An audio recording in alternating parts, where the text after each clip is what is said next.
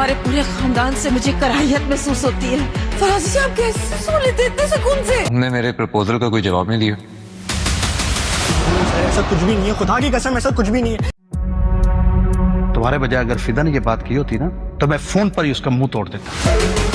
क्या करूं, पागलों की तरह सड़कों पे निकल जाऊं उसको ढूंढने के लिए मैं। ये मेरी बीवी है, मेरे निकाह में आई है, आप किसी और के लिए आए होंगे यार।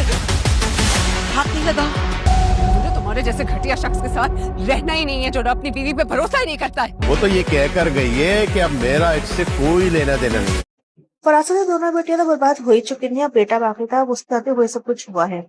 जिससे उसने निकाह किया है, जब उसके घर जाता था तो कुछ अजीब से लोग बैठे होते हैं, उस वक्त पुलिस की रेड होती है और उसे गिरफ्तार करके ले जाती है। वो लोग पुलिस वालों से बहुत बार कहता है कि वो औरत तो मेरी बीवी है, लेकिन कोई यकीन नहीं करता कि वो औरत थाने आकर उससे हासिल कह देती है इंस्पेक्टर से, इस लड़के से मेरा कोई ताल्लुक नहीं है।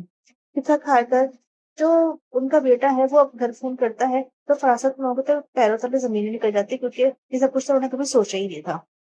तो जाने अब सब लोग इस मोहल्ले में जान चुके हैं कि फरासत जो है वो किस किस्म का शख्स है, और अब फिदा को भी पता चल जाएगा कि वो किस किस्म का शख्स है। हालांकि उसने उसकी बीवी ने उसे बहुत मर्तबा कहा था कि दूसरों पे यकीन नहीं करो, मेरी बात पे यकीन करो, लेकिन उसकी बात पे यकीन नहीं किया था, उस पर इल्जाम लगा दिए थे।